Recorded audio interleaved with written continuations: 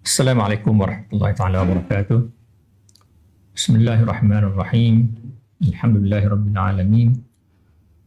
Wassalatu wassalamu ala asyrafil anbiya'i wal mursalin wa ala alihi wa sahbihi ajma'in.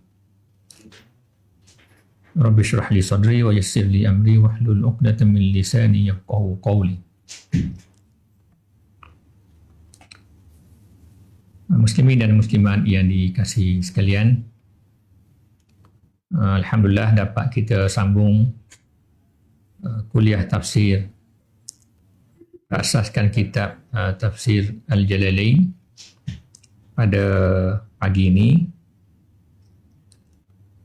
Mudah-mudahan kita dapat ambil istifadah dan dapat ambil pengajaran serta juga mungkin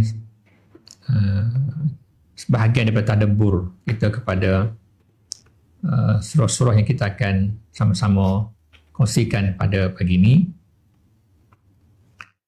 Pada kuliah yang lalu kita telah menguraikan surah Al-Humazah dan surah Al-Asr. Surah Al-Asr dan surah Al-Humazah itu adalah kuliah yang lalu. Kita masuk pada pagi ini surah Al-Fil, surah kuda. A'udzubillahi minasyaitonirrajim. Bismillahirrahmanirrahim. Alam tara kaifa fa'ala rabbuka bi ashabil fil alam yaj'al kaydahum fi tadlilin wa arsala 'alaihim tayran ababil tarmihim bihijaratin min sijil faj'alahum ka'asfin ma'kul. Itulah surah Al-Fil. Alam tara kaifa fa'ala rabbuka bi ashabil fil. Adakah kamu melihat? Jadi alam tara dia sebut sini dalam tafsir Jalalain istifhamu ta'jibin. Istifham tapi dia bermaksud ta'jib, memberi satu kepelekan ataupun rasa ta'ajub. I'jab. Maknanya perhatikan secara perhatian yang ta'ajub, secara yang merasa kebesaran Allah Subhanahu wa taala. Alam tara, adakah kamu tidak melihat? Yakni perhatikan kebesaran Allah Subhanahu wa taala. Kaifa fa'ala rabbuka bi ashabil fil. Bagaimana Allah Subhanahu wa taala telah melakukan dengan ashabul fil. Ashabul fil iaitu tentera bergajah yang dipimpin oleh Abrahah, raja Yaman. Huwa mahmudun wa ashabuhu Abrahah malikul Yaman wa jaishuhu bana bi San'a kanisatan liyusrifa ilaiha al-hujjaj an Makkah. Jadi nama huwa mahmudun. Mahmud itu nama gajah. Dalam peristiwa Al-Fil ini, peristiwa tentera bergajah ini berlaku pada tahun kelahiran Nabi Muhammad sallallahu alaihi wasallam. Kisah dianya, dia Abrahah ni adalah cucu kepada Raja Najasyi. Tok dia Raja Najasyi. Raja Najasyi semasa dengan Nabi Muhammad sallallahu alaihi wasallam, lepas tu yang banyak yang yang kita baca dalam sejarah, dia ni Abrahah ni tok dia lah. Jadi cucu dia Raja Najasyi semasa dengan Nabi Muhammad sallallahu alaihi wasallam. Jadi dia berasa masa tu Abrahah ni dia memerintah Yaman. Jadi dia berasa ada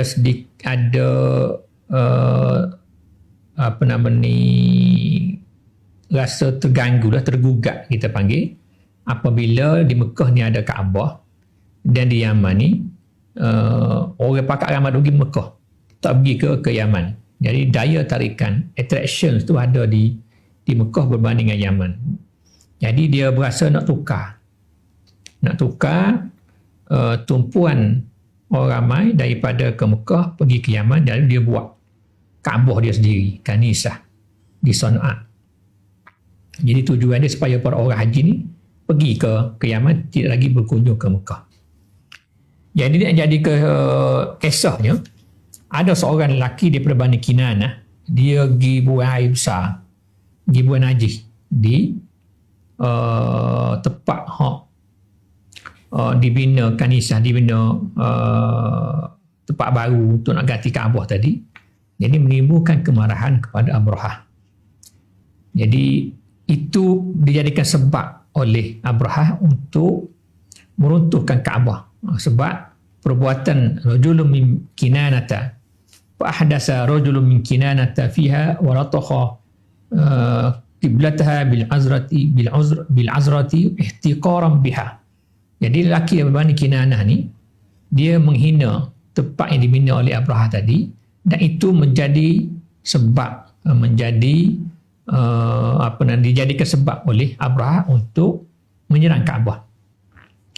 Fahalafa Abrahatu liyahdimanna al-Kaabah. Maka dia pun bersumpah dia akan meruntuhkan Kaabah. Faja'a Makkah bi jayshihi ala afyalin damuha mahmudun. Maka dia mari dengan satu gerombongan tentera bergajah. Hak duduk depan sekali ialah Mahmud, nama gajah.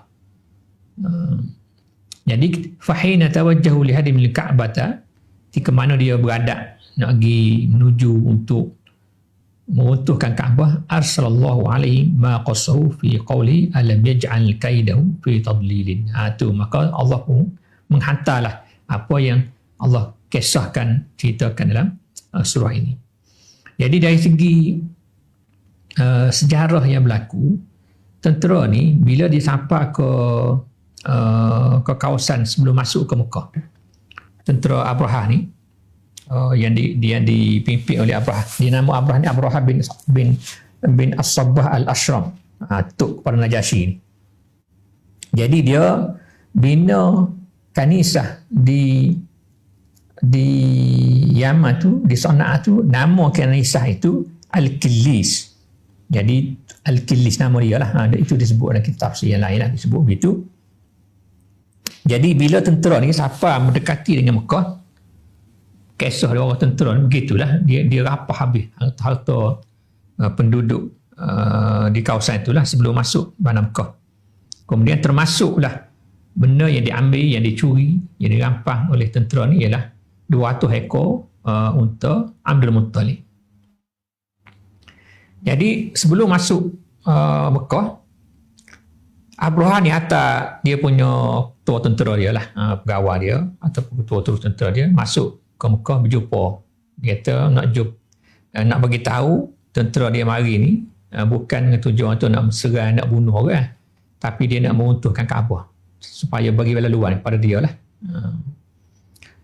Dan dia minta orang mari jumpa ketua, hak mana ketua orang ramai rujuk di situ untuk dia bagi tahu hasrat dia ni lah.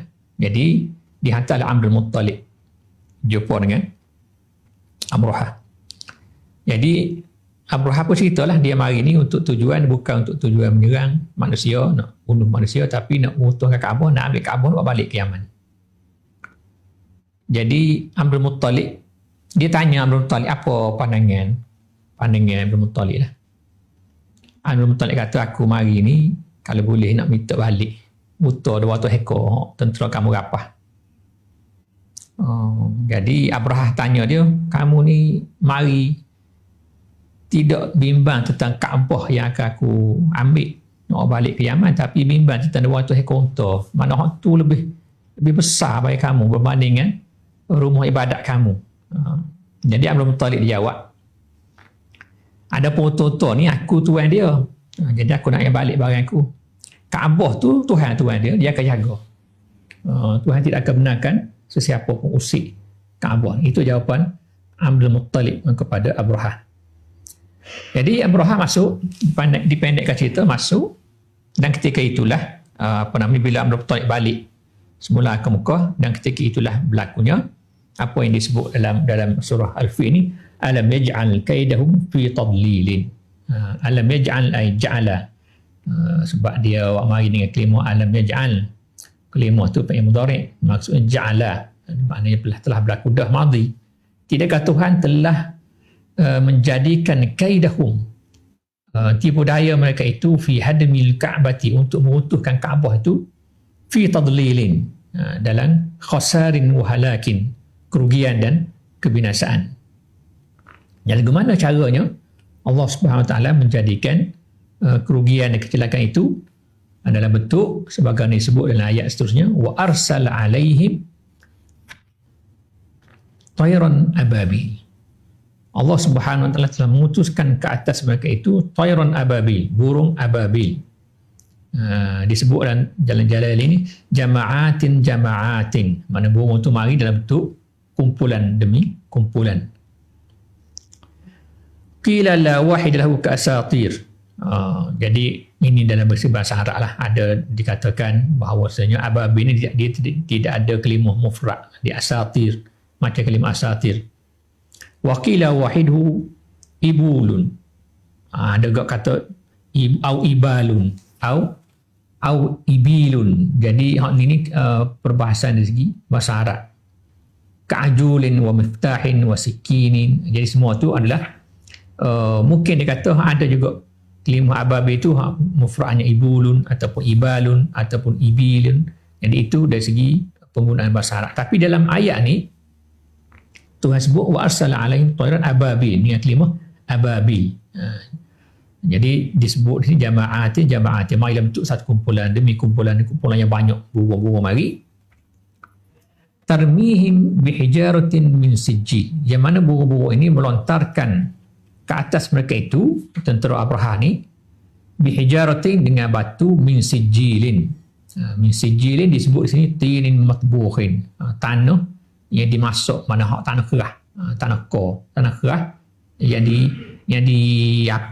dibakar dengan api lah. Jadi tanah tu dikerah, jadi tanah tu dilontarkan kepada tentera Abraha ini, ke atas tentera Abraha yang datang untuk menyerang Mekah ni.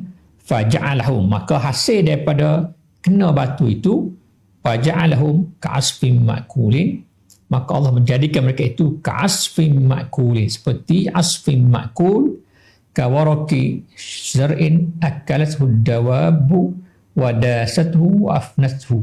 Seperti daun kayu, tanaman yang dimakan oleh binatang. Bila bila daun tanaman ni dimakan oleh binatang, dia kunyah, dia gapo semua tu, dia jadi macam rosak lah, hancur. Ay ahlakahumullah ala kulli wahidin bihajarihi al-maktubi alaihi ismuh. Allah binasakan mereka itu, setiap satu daripada tentera tu dengan batu tu, al-maktub alaihi ismuh, yang disebut nama, ditulis ke atas namanya. Wa huwa akbar minal adasiti, minal adasah. Batu tu lebih besar daripada adasah. Adasah ni jenis kalau kita pergi ke restoran Arab lalu ni, dia ada sup adas, lentil sup tu adas lah. Wa asghar min al-hamsah, lebih kecil dari hamsah, sejenis kacang gitulah lebih kurang. Yukhrikul biyadah wal rujul wal fil wa yasilu ila al-ardi, yang mana batu ni yakhrikul biyadah, dia boleh merosakkan biyadah ni, topi besi tentera pakar, dia masuk naik batu atas topi tu, dia masuk ke atas tu, wal rujul, dan orang yang duduk atas gajah tu, wal fil, tembus masuk, orang tu dah kena gajah tu pula, wa yasilu ila al-ardi, tembus tu sampai ke bumi, tanah. Begitulah dahsyatnya batu yang dilontarkan oleh burung ababil kepada tentera Abraha, masuk ke atas kepala, topi dia, topi besi tu tembus tubuh dia, tembus pula gajah tu sampai ke tanah. Wa kan hadza amu maulid Nabi sallallahu alaihi wasallam, dan ini adalah tahun kelahiran Nabi Muhammad sallallahu alaihi wasallam. Jadi itulah maksud ataupun kandungan yang ada dalam surah Al-Fil, yang menceritakan bagaimana Allah Subhanahu Wa Taala menghancurkan tentera gajah ini, dan surah ini dinamakan sebagai Al-Fil, iaitu gajah merujuk pada tentera gajah yang mari yang dibawa oleh Abrahah ni untuk menyerang Mekah, dan begitulah yang Tuhan telah lakukan sebab satu kehinaan, satu kerugian kepada Abrahah yang cuba untuk meruntuhkan Kaabah. Daripada ayat ini, daripada peristiwa inilah kita boleh ambil beberapa pengajaran daripada yang boleh kita, orang panggil kita buat klik kumuh lah, hasil daripada ini. Pertamanya, ayat ini Tuhan sebut kepada Rasulullah SAW. Kalau kita tengok pada ayat itu, alam tara, maknanya adakah kamu tu khitabnya kepada Muhammad SAW. Tapi sekalipun khitab itu kepada Nabi Muhammad SAW, tapi dia ni adalah am kepada kita semua, kepada umat Nabi Muhammad SAW, untuk ambil pengajaran. Jadi peristiwa ini dia menunjuk kepada kekuasaan Allah, satunya kepada kekuasaan Allah Subhanahu Wa Taala, bahawa Allah mampu melakukan apa sahaja kepada manusia ini, walaupun kita lihat dari satu sudut nampak macam tak logik. Lagu mana boleh berlaku burung buat mari batu serang tentera. Mana kalau kita nak gambar dunia sekarang, nak tengok burung bawa batu dan lontar kepada manusia atas muka bumi ni, tak tergambar lah. Tak aja tengok benda begitu. Tapi inilah kekuasaan Allah Subhanahu Wa Taala. Allah boleh buat apa sahaja kepada makhluknya, dan yang pentingnya makhluk ini perlu sentiasa tunduk dan patuh kepada Allah Subhanahu Wa Taala. Kalau tidak, Allah boleh mengazabkan makhluk ini dengan sebarang bentuk azab yang dikehendaki oleh Allah Subhanahu Wa Taala. Itu satu, dia menunjuk kepada kekuasaan Allah kepada makhluk ini. Bila kita tengok begitu besar peristiwa itu, itulah satu kekuasaan yang Allah tunjukkan kepada manusia. Dan semua kekuasaan ini, peristiwa-peristiwa yang berlaku begini, semua ini adalah menjadi satu petanda kepada kebesaran dan kekuasaan Allah Subhanahu Wa Taala. Sanurihim ayatina fil afaq, kami akan tunjukkan kepada mereka itu fil afaq, di ufuk-ufuk, kepada mereka itu, hatta yatawafi anfusihim, dan dalam diri mereka itu, hatta yatabayyana lahum annahu al-haq. Kita boleh tengok daripada kejadian Allah Subhanahu Wa Taala, kecantikan, kehebatan, kegahan yang ada kepada makhluk ini, kepada dunia ini, dan kita boleh perhati kepada apa yang ada pada kejadian diri kita sendiri, hatta yatabayyana lahum annahu al-haq, sehingga ternyatalah bagi mereka itu bahawa Allah itu adalah yang benar. Jadi antara tanda-tanda itu juga ialah apa yang Tuhan lakukan kepada umat-umat dahulu, bagi sama ada dalam bentuk azab atau dalam bentuk nikmat, semua itu tanda-tanda kebesaran Allah Subhanahu Wa Taala, tanda-tanda kekuatan yang ada pada Allah Subhanahu Wa Taala. Yang keduanya, apa yang berlaku ini adalah juga menunjuk di atas kemuliaan Nabi Muhammad SAW.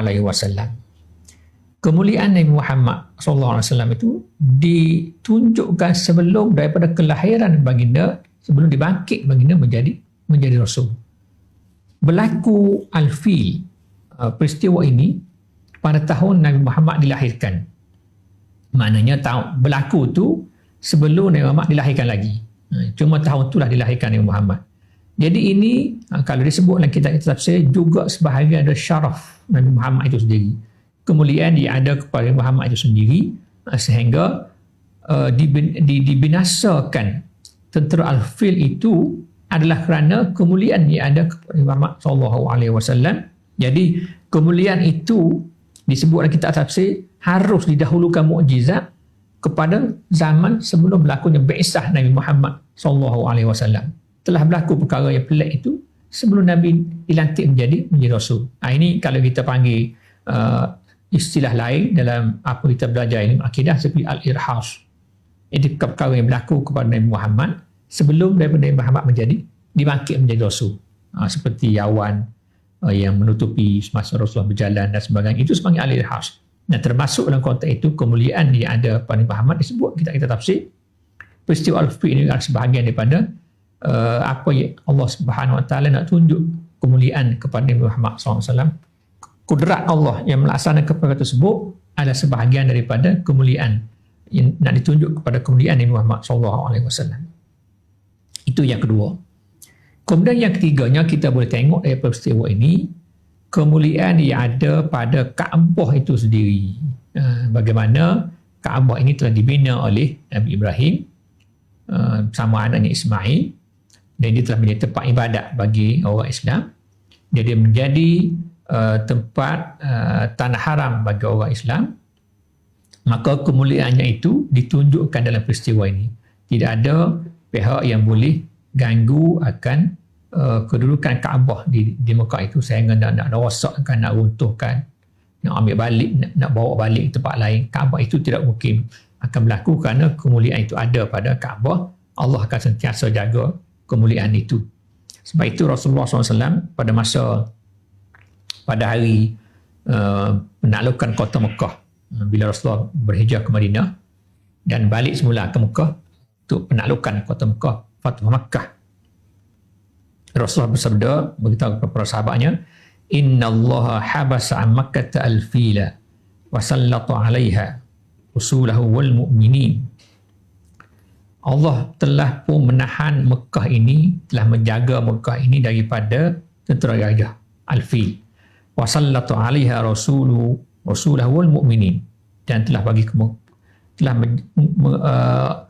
Rasulullah dan para mukmin telah menjaga, telah menguasai Mekah ini. Wa annahu qad adas hurmatuha, kata Rasulullah pada hari ini, al-yaum, pada hari ini yakni pada hari Fathu Makkah, pada hari pembukaan kota Mekah, telah kembali balik hurmatuha, kesucian Mekah ini telah kembali balik, kahurmatiha bil amsi, sebagai kesuciannya sebelum daripada ini. Kalau sebelum daripada ini Habasyah, Abrahah mari nak serang Kaabah dan telah diselamatkan oleh Allah Subhanahu Wa Taala, maka pada hari ini kemuliaan itu telah kembali dengan berlakunya peristiwa Fathu Makkah. Ini kata Rasulullah SAW, ala falyuballighish syahidu, kata Rasulullah, tolong sampaikanlah orang yang hadir kepada apa yang disebut pada hari ini, tolong sampaikan kepada orang lain tentang apa yang berlaku pada hari ini. Kehormatan, kesucian Mekah telah kembali kepadanya pada hari ini sebagaimana ianya berlaku sebelum daripada ini. Jadi itulah kemuliaan yang ada pada Kaabah itu yang sentiasa dijaga oleh Allah Subhanahu Wa Taala. Sebab itulah zaman sekarang ni pun kita lihat kemuliaan itu akan terus ada, tidak mungkin akan berlaku ada pihak yang boleh runtuhkan Kaabah dan sebagainya. Cuma akan berlaku di hari di akhir zaman memang akan berlaku. Ada satu, kalau dalam satu hadis yang dikenal sebagai Zussuwai Kota ini seorang lelaki yang akan datang untuk meruntuhkan Kaabah. Itu ada disebut dalam hadis Rasulullah SAW, itu yang berlaku di akhir zaman. Kita tidak tahu bila akan berlaku perkara itu, sehingga disebut Zussuwai Kota ini merujuk pada lelaki yang betihnya pendek, betihnya besar, dia tidak panjang. Jadi istihar disebut dalam hadis dalam bentuk begitu, lelaki itu itu akan berlaku di akhir zaman, dan kita tidak tahulah bila akan berlaku itu. Tapi kemuliaan Kaabah itu tetap ada, sebagaimana yang kita boleh saksikan dalam peristiwa Al-Fil ini, dan sebagaimana kita boleh saksikan di zaman Rasulullah, dan di sepanjang zaman kita boleh saksikan kemuliaan yang ada pada Kaabah itu sentiasa dijaga oleh Allah Subhanahu Wa Taala. Walaupun memang berlaku banjir di Mekah dan Kaabah tenggelam, runtuh, dibina balik, dan dalam sejarah memang telah berlaku acak kali peristiwa-peristiwa begitu, tapi kemuliaan pada Kaabah itu akan sentiasa dijaga oleh Allah Subhanahu Wa Taala. Inilah surah Al-Fil yang boleh kita ambil pengajaran daripada ini, 2-3 pengajaran yang saya sebutkan tadi. Mudah-mudahan surah Al-Fil ini akan terus menjadi panduan kepada kita semua. Kita tadabburkan makna-maknanya, dia akan sentiasa menjadi panduan yang hidup kepada manusia untuk sentiasa ingat akan kekuasaan Allah Subhanahu Wa Taala, akan kekuasaannya untuk melakukan apa saja. Kita ingat akan kemuliaan yang ada pada Rasulullah SAW, dan kita juga ingat akan kemuliaan yang ada pada Kaabah itu sendiri sentiasa dijaga oleh Allah Subhanahu Wa Taala. Dan mungkin juga perkara besar sekali yang kita boleh tengok juga daripada peristiwa Abrahah ini, sebarang gangguan, sebarang perancangan jahat kepada Kaabah akan sentiasa dijaga oleh Allah Subhanahu Wa Taala. Jadi kita tak perlu risau untuk itu. Zaman sekarang ni pun kalau kita lihat dalam musim pandemik, bila Masjidil Haram ditutup dan sebagainya, macam-macam teori keluar. Macam-macam teori keluar mengatakan inilah apa yang dijanjikan oleh Rasulullah SAW, bahawasanya Kaabah akan diserang dan sebagainya melalui pandemik ini. Itu hanya analisa manusia, tapi kemuliaan yang ada pada Kaabah itu akan terus terjaga. Kita kena, itu satu perkara yang pasti dijanjikan dalam peristiwa ini. Jadi itulah yang boleh kita kongsikan dalam peristiwa Al-Fil ini. Kita terus masuk kepada surah yang seterusnya, iaitu surah Quraisyin. Suratul Quraisyin, li'ila fi Quraisyin kita baca. Kalau biasa kita ajak anak-anak kita lah, dia nama surah tu surah Quraisy. Tapi bila kita tanya anak-anak belajar apa ni, belajar li'ila, dia kata. Itu orang Kelantan macam tu. Belajar apa ni? Belajar li'ila. Li'ila tu makna li'ila fi Quraisyin. Sama juga surah Al-Fil tadi, belajar apa? Kita tanya anak. Hari ni surah mana? Alam tara kaifa. Alam taraka. Yang panggil kita. Itu orang Kelantan tu. Belajar apa? Belajar alam taraka. Alam tara kaifa fa'ala rabbuka bi ashabil fil. Belajar apa ni? Belajar li'ila. Itu li'ila fi Quraisyin. Jadi anak-anak kita biasa macam tu.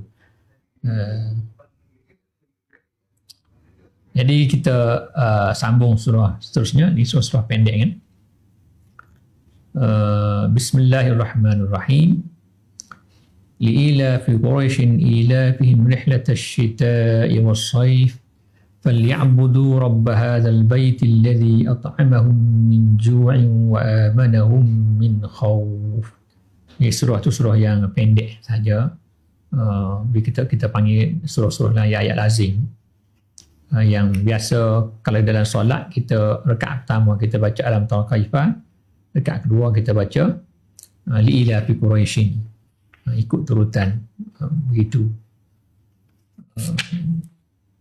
Jadi surah Quraisy Makkiyah, Madaniyah ataupun Madaniyah. Di surah Quraisy ini ada riwayat mengatakan dia adalah surah Makkiyah. Itu pandangan jumhur. Dan ada riwayat mengatakan dia surah Madaniyah.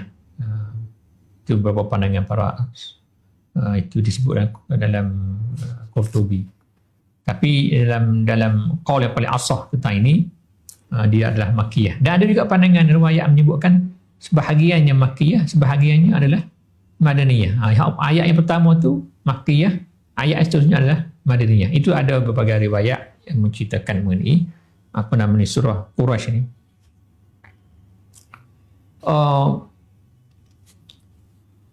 Surah Quraisy secara umum dia ada hubungan lah dengan surah Al-Fil yang sebelum daripada ini. Satunya hubungan itu dari sudut maknanya.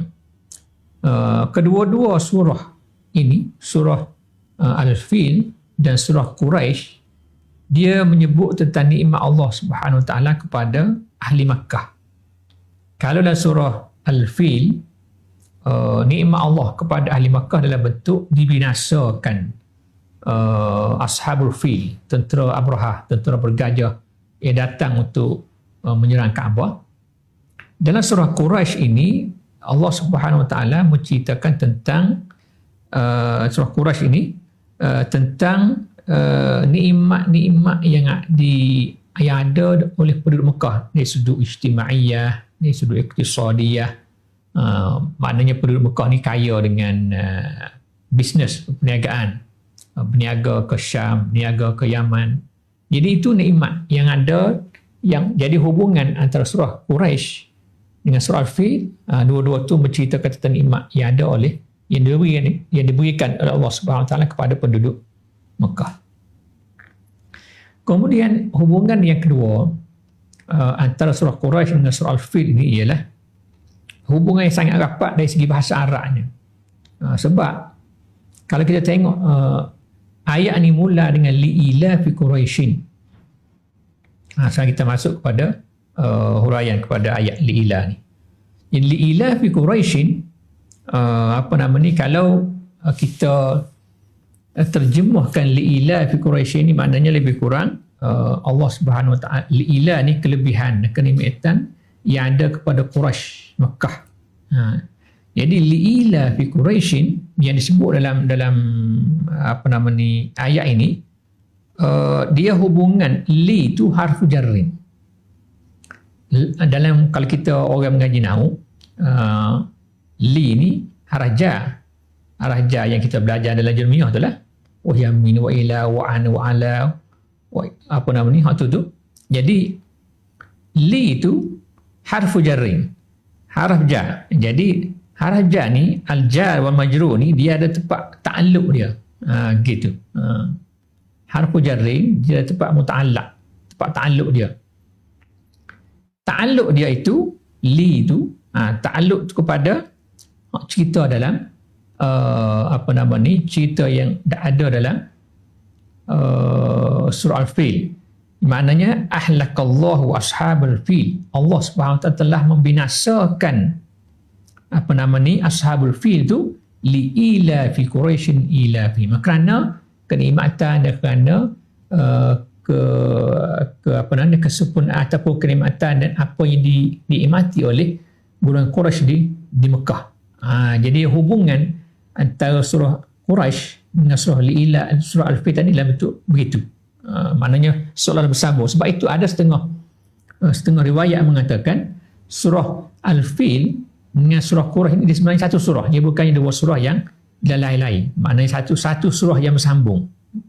Cumanya itu pandangan jumhurnya bukan begitulah. Pandangan jumhurnya memang Al-Fil satu surah yang lain, Quraisy ni surah Quraisy satu surah yang lain. Tapi hubungan antara Quraisy dengan Al-Fil ni dalam bentuk yang dua perkara yang saya sebutkan tadilah. Jadi dia ada hubungan yang sangat-sangat rapat antara dua Quraisy ini, antara dua surah ini. Jadi Tuhan sebut li'ila fi Quraisyin ila fihim. Jadi ila fihim yang kedua tu takkid. Wa huwa masdaru alafa bil maddi. Alafa. Jadi dengan mad dengan panjang. Jadi li'ila fi Quraisyin ila fihim. Maknanya rihlatas syita. Apa yang mereka itu enjoy, maksudnya begitu. Apa yang mereka itu kelebihan yang mereka itu ada, sehingga disebut ilaf Quraisy ini. Jadi rihlatas syita, mereka itu pada waktu musim sejuk, rihlatas syita, pada musim sejuk mereka itu akan bergerak ilal Yaman, ke Yaman. Sebab di Yaman ni untuk cari benda-benda yang berkaitan dengan perfume, alat-alat untuk buat perfume ni, bahan-bahan perfume cukup hebat berada di Yaman. Jadi pada musim sejuk, orang Quraisy ni, peniaga-peniaga bisnesmen akan bergerak ke Yaman. Was-saif, rihlatas syita'i was-saif.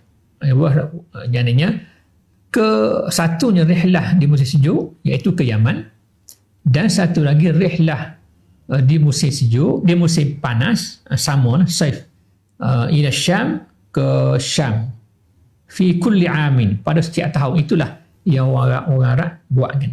Jadi ke Syam ni untuk ambil benda-benda yang berkaitan dengan hubub, berkaitan dengan bijirin, untuk bawa balik mari ke Mekah. Begitu. Jadi dua-dua Yaman, Syam ni di tempat masa tu ni dia menjadi pusat perniagaan seluruh tempat mai ke situ, bawa barang-barang tadi. Jadi orang Mekah ni pergi ke Yaman, tempat di Yaman tempat berkumpul orang lain bawa mari barang situ, jadi bawa balik mari Mekah. Sama juga di Syam, tempat berkumpulnya para businessman, para peniaga-peniaga pedagang bawa mari barang situ, kemudian orang Mekah ni pergi situ ambil barang-barang itu bawa balik mari ke Mekah. Jadi itulah aktiviti para pedagang pada masa itu. Dia bagi dua musim, iaitu musim sejuk dan musim panas. fi kulli amin, dan ini berlaku pada setiap tahun. Itulah proses. Sebab itu kita belajar pun semasa Nabi Muhammad SAW berada di bawah peliharaan Abu Talib selepas kematian Abdul Muttalib. Abu Talib pernah bawa Nabi Muhammad bersama dengannya dalam bisnes perjalanan perniagaan dia, dalam bisnes trip dia pergi ke Syam. Itulah kerana memang menjadi budaya pedagang-pedagang besar di Mekah ini. Dia pergi musim panas, pergi ke Syam, dan Rasulullah pernah dibawa pergi oleh Abu Talib ke Syam ni. Yasta'inuna birrihlataini litijarati 'ala al-maqami di Makkah li khidmatil bait alladhi wa fakhruhum wa hum Walid Nadir bin Kinanah. Jadi mereka ini yasta'inuna birrihlatain. Mereka ini orang Quraisy ini memang begitulah. Dia ada dua rihlah ni, business trip ke Yaman dan ke Syam di musim sejuk dan musim panas. Falyabudu, maka kata Allah Subhanahu wa taala, oleh kerana begitu nikmat yang diberikan oleh Allah Subhanahu wa taala kepada penduduk Mekah, dan di sini sebut secara spesifik pada Quraisy dalam surah ini, falyabudu, maka oleh kerana itu sembahlah olehmu, ta'allaqa bihi liilafin, wal fa zaidah. Falyabudu, asalnya li'abudu, fa tu fa zaidah. Ta'allaqa bil ilaf, liilafi Quraisy. Jadi kerana kamu mempunyai segala kelebihan tadi, segala ketenangan, keteraman yang ada di Mekah itu, falyabudu, maka hendaklah kamu sembah Allah Subhanahu wa taala, Rabb hadzal bait, Tuhan kepada rumah ini, iaitu Kaabah ini. Tuhan kepada Kaabah ini, allazi at'amahum min ju', yang mana Allah Subhanahu wa taala telah memberi makan kepada mereka itu, makna memberi rezeki kepada mereka itu, ay min ajlihi, kerana adanya rumah di situlah, kerana adanya al-bait di situ, kerana ada Kaabah di situlah, kerana itulah maka penduduk Mekah ini diberi rezeki kan oleh Allah Subhanahu wa taala. Wa amanahum min khauf, dan Allah jaga mereka itu daripada sebarang ketakutan. Ay min ajlihi, jadi kerana ada Kaabah itu jugalah maka Allah jaga orang Quraisy, kaum Quraisy daripada ketakutan. Wa kana yusibuhum al-ju' li'adami az-zar'i bi Makkah wa khafu jaish al-fil. Jadi ketika dulunya pernah berlaku musim kelaparan, kebuluran berlaku di Mekah, kemudian Allah Subhanahu wa taala telah bebaskan mereka daripada kebuluran tersebut. Wa khafu jaish al-fil, dan pernah juga mereka ini takut kepada tentera bergajah yang disebut dalam surah Al-Fil tadi. Itu juga telah diselamatkan oleh Allah Subhanahu wa taala. Maka oleh kerana itu kata Allah Subhanahu wa taala, kamu adalah sembahlah Allah Subhanahu wa taala yang telah menjaga kamu daripada segala perkara yang tidak kamu sukai tadi, iaitu al-ju', ketakutan. Tuhan amankan kamu daripada tentera al-fil, pada al-khauf, kemudian al-ju', maknanya kebuluran. Tuhan juga telah jaga kamu bagi rezeki. Dan memang kita lihat di Mekah ini sampai sekarang pun orang duduk Mekah ni rezekinya banyak, rezeki banyak, rezeki murah, segala buah ada di Mekah. Sebab semua tempat akan datang ke Mekah, sebab di Mekah ni tumpuan kepada para hujjaj, ada mu'tamirin yang ramai di situ, membuka peluang pintu rezeki yang luas, yang banyak pada penduduk Mekah. Sehingga sekarang kita tengok macam-macam industri di Mekah itu semua adalah janji daripada Allah Subhanahu wa taala, kemuliaan dan rezeki kepada penduduk Mekah. Industri perhotelan, cukup hebat di Mekah. Kalau di sebelah Zam-Zam Tower tu, cukup hebat perhotelannya. Dan sekitar sekarang ni pun projek tausik, pembesaran Masjidil Haram dan pembesaran di bumi Mekah tu sendiri yang sedang berlaku secara agresif dah sekarang ni pun.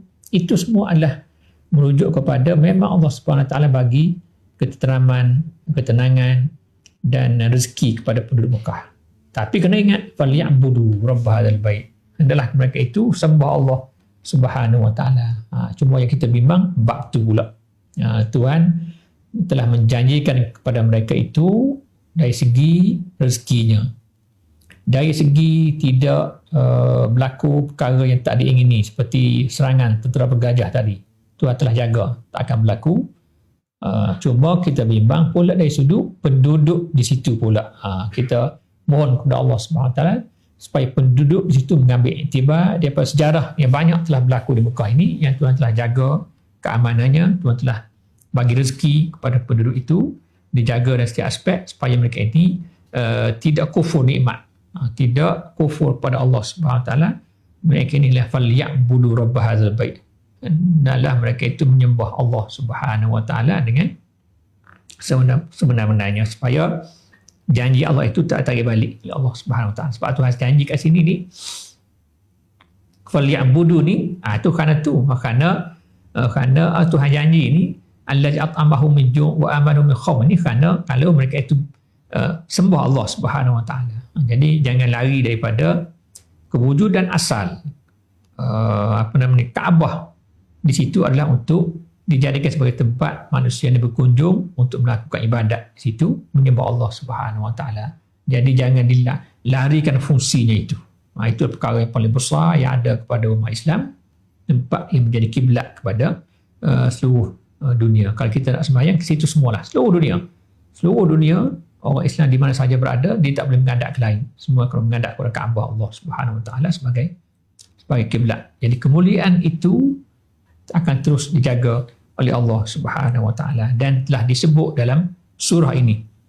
Surah Al-Fil disebut tentang itu, dan surah Quraisy ini pun disebut tentang itu, dan di sana dalam ayat-ayat lain pun banyak juga disebut tentang ini. Bibakkah disebut dalam Quran dengan bibakkah. Bibakkah itu menunjuk kepada Makkah. Dan doa Nabi Ibrahim pun ada disebut yang Nabi sebut, yang Ibrahim Rabbana waj'al muqimas solat, tak ingat ayat tu, yang Ibrahim doakan supaya dijaga Mekah, waj'al af'idatun tahwi ilaihim, jadikan hati-hati manusia ni nak pergi situ, nak pergi Mekah, terikat hatinya, tergantung sentiasa dengan Mekah. Dan warzuq alhum nas-samarat, itu juga didoakan oleh Nabi Ibrahim, rezekikan penduduk Mekah itu minas samarat, daripada buah-buah. Jadi itulah doa-doa Nabi Ibrahim, doa para anbiya ini yang menjadikan Mekah itu sentiasa berada dalam keadaan yang selamat, dijaga oleh Allah Subhanahu wa taala. Jadi inilah perkara yang perlu kita ambil faedah daripada peristiwa ini, daripada surah Li'ila fi Quraisy ini. Surah Quraisy ini satunya tentang kedudukan penduduk Mekah itu sendiri yang aman daripada sebarang sebarang kecelakaan, kebinasaan, situasi aktiviti ekonomi dia berjalan dengan baik, iktisadiyah dipanggil kan, aktiviti kemasyarakatan pun, ijtimaiyah pun berjalan dengan baik di Mekah. Dan yang keduanya, perlu kita ingat bahawasanya Tuhan janji kepada Mekah ini akan jaga keamanan. Dan yang keduanya, Tuhan perintahkan dalam ayat ini dan supaya sembah Allah Subhanahu wa taala, jangan tinggal tentang. Itulah tujuan utama daripada kehidupan manusia ini. Jadi kita masuk pula surah yang ketiga. Kita ambil 3 surah lagi ni sebab surah pendek-pendek. Surah yang ketiga dia panggil surah Al-Ma'un. Jadi Al-Ma'un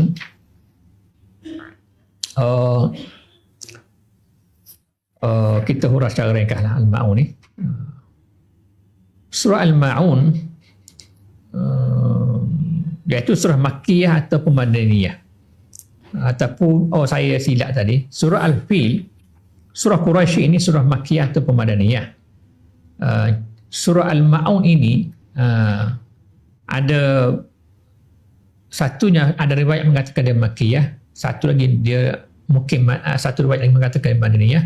Dan ada riwayat juga mengatakan nisfuha wa nisfuha, maknanya separuh tu Makkiyah dan separuh lagi adalah Madaniyah. Jadi saya silap tadi, yang surah Quraisy hanya ada Makkiyah, riwayat ada kata Makkiyah, ada riwayat mengatakan Madaniyah. Tapi untuk Al-Ma'un ini dia merujuk kepada, dia ada 3 riwayat, satunya Makkiyah, satu lagi Madaniyah, satu lagi separuh Makkiyah, separuh Madaniyah. Bismillahirrahmanirrahim. Ara'aita alladhi yukazzibu bid-din fadhalika alladhi yad'u al-yatim wa la yahuddu 'ala ta'amil miskin fawailul lil musallin alladhina hum 'an salatihim sahun alladhina hum yura'un wa yamna'un al-ma'un. Al-ma'un ni kita akan tengok makna al-ma'un tu, ada pelbagai makna pada al-ma'un. Cuma dalam ayat ini yang pertama, ayat yang pertama Allah Subhanahu Wa Taala menyebutkan ara'aita alladhi yukazzibu bid-din. Dari segi munasabahnya ayat ini, surah ini dengan surah sebelum daripada ini, dengan surah Quraisy tadi,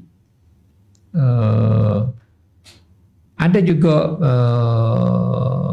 ahli tafsir yang mengatakan surah ini juga dinamakan surah Ad-Din. Dia surah Al-Ma'un, dan ada juga disebut sebagai surah Ad-Din. Kemunasabahan, munasabah as-suwar, munasabah antara surah ini dengan surah sebelum daripada ini. Dia surah sebelum daripada ini menceritakan tentang nikmat Allah Subhanahu Wa Taala kepada Quraisy. Itu yang ada dalam surah Quraisy, dan itu juga yang ada disebut dalam surah Al-Fil. Jadi mereka ini tidak beriman dengan hari akhirat. Jadi pada ketika dulu mereka tidak beriman dengan hari akhirat, hari pembalasan. Jadi Allah Subhanahu Wa Taala surah ini dia awak mari tahdid, awak mari ugutan bahawasanya akan berlaku hari pembalasan di hari akhirat. Itu munasabah antara surah ini dengan surah sebelum dan surah ini.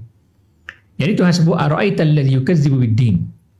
Adakah kamu melihat, tidakkah kamu melihat kepada alladhi yukazzibu bid-din, mereka yang membohongkan dengan agama. Ad-din itulah, itu sebab ada riwayat menyebut, ada setengah mufassir menyebutkan namanya surah Ad-Din, sebab disebut ara'aita alladhi yukazzibu bid-din. Maksud, adakah kamu tidak melihat kepada mereka yang membohongkan dengan agama. Maksud bid-din bil jazai wal hisabi, iaitu mereka yang membohongkan hari pembalasan dan hari hisab, hari akhirat. Ai hal araftahu, adakah kamu tahu tentang ini?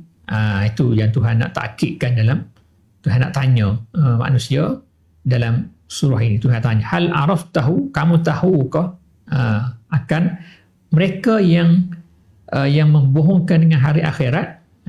Illam ta'rifhu, kalau kamu tak tahu, maknanya fazalika alladhi yad'ul yatim.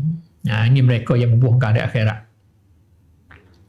Fazalika, iaitu fazalika alladhi yad'ul yatim. Satunya alladhi yad'ul yatim ay yadfa'u bi'anfin an haqqihi, mereka yang tidak beri hak anak yatim dengan sebaik-baiknya. Bi'anfin, ditolak dengan keras. Yad'ul yatim, yang menolak anak yatim. Kalau contohnya macam Abu Jahal lah, dia ni jaga anak yatim, kemudian dia pada satu hari temari seorang anak yatim minta duit dia, kemudian dia tak bagi kepada anak yatim. Itu kisah yang ada. Ataupun sama juga Al-Walid bin Al-Mughirah, seorang munafik, seorang yang juga sentiasa berlaku keras kepada Rasulullah SAW dan sentiasa keras kepada anak yatim. Jadi satu golongan alladhi yad'ul yatim ni ialah mereka yang menolak kepada memberi hak kepada anak yatim. Itu satu. Itu maksud yukazzibu bid-din, alladhi yukazzibu bid-din. Yang keduanya, wala yahuddu ala tu'amil miskin, dan dia tidak menggalakkan orang untuk bagi makan kepada orang miskin.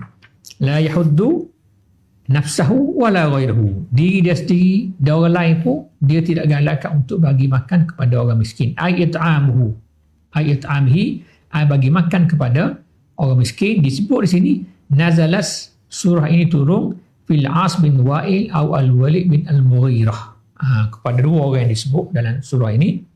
Yang daripada tafsir ini, Al-As bin Wa'il dengan Al-Walid bin Al-Mughirah. Jadi satu, allazi yad'ul yatim, mereka yang menolak untuk beri hak kepada anak yatim.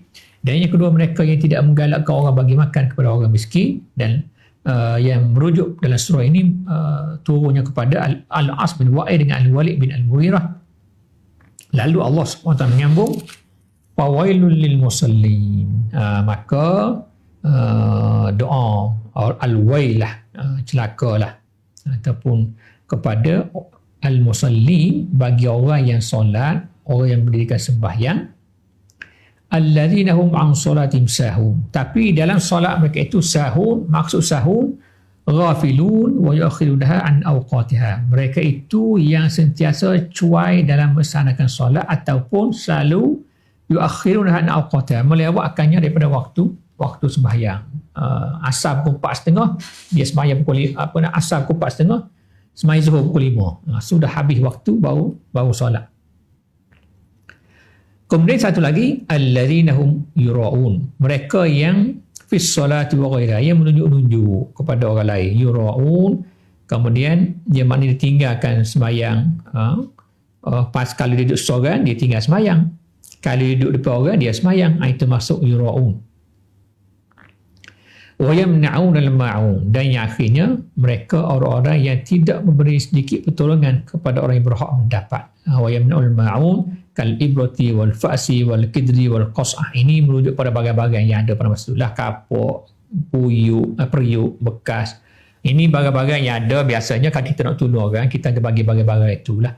Tapi mereka ini yang mena'ul ma'un, dia tak bagi pertolongan kepada orang yang berhak mendapat pertolongan. Maka hak ni disebut dalam pentafsir ini, ara'aital ladzi yukazzibu bid-din, adakah kamu melihat kepada orang yang membohongkan agama. Maksud membohongkan agama itu golongan tadilah. Satu, golongan yang tidak membantu anak yatim, yang menolak, tak bagi hak kepada anak yatim.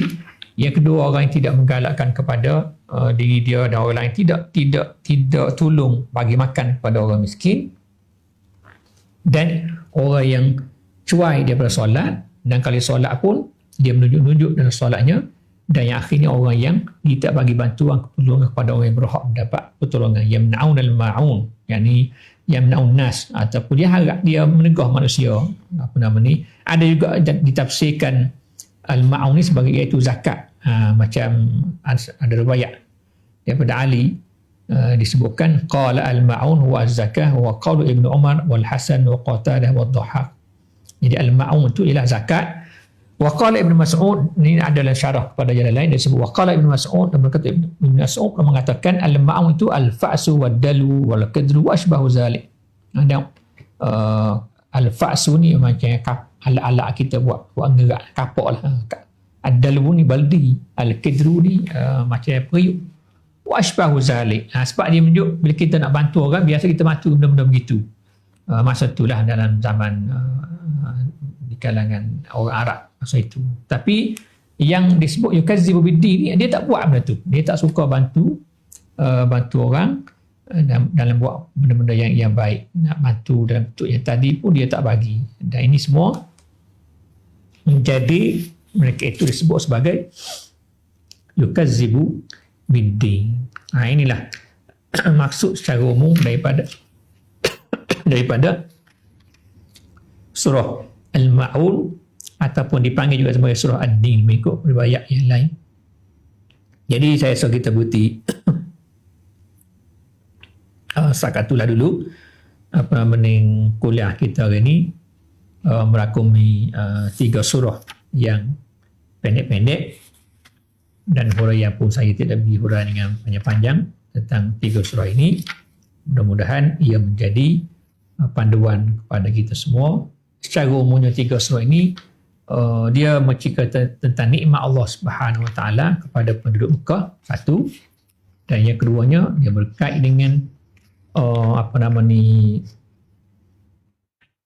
Subhanahu Wa Taala akan jaga Kaabah ni daripada sebarang perbuatan yang tidak baik kepada Kaabah lah.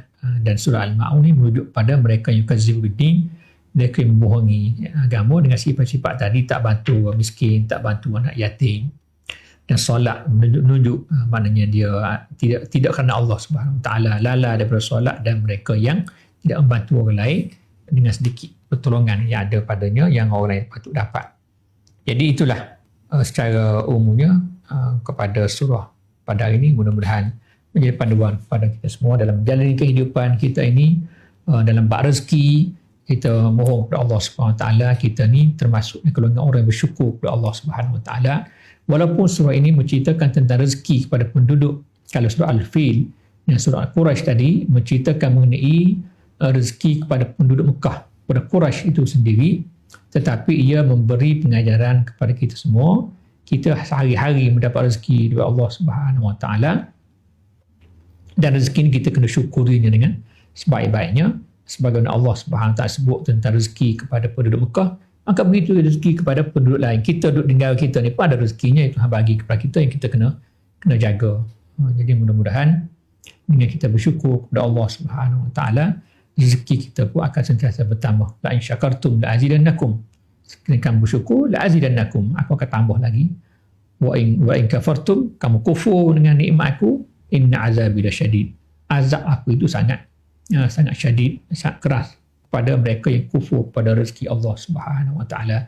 Wabillahi taufiq hidayah. Wassalamualaikum warahmatullahi taala wabarakatuh.